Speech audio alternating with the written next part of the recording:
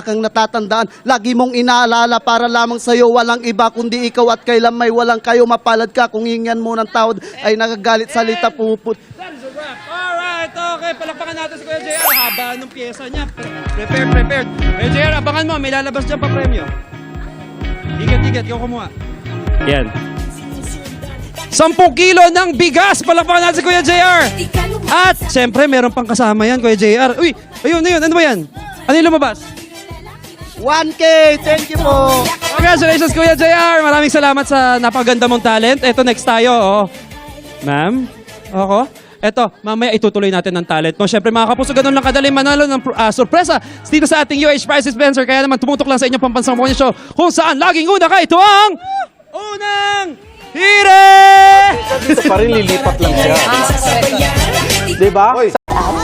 Manatili nakatutok dahil susunod na po mga action balita. Adventures of Tom Sawyer at Dog of Laughter. At tumutok pa rin sa mga music!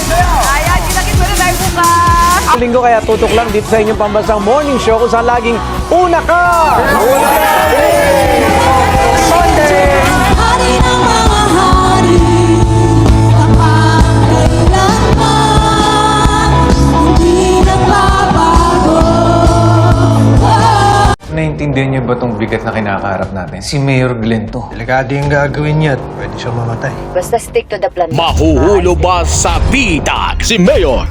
Sanggang Dikit for Real. Hulil 5 gabi. Si Tyrone ang tagapamahala ng cafe na ito at ang lahat ng negosyo ko. Kailangan kasi dispatchahin niya mag-ina na yan. Aasahan ko yan, ha? Kailangan na mangyari to. Hating kapatid. Alas 2:30 ng hapon. Alam niyo ba kung bakit espesyal tayo mga Pilipino?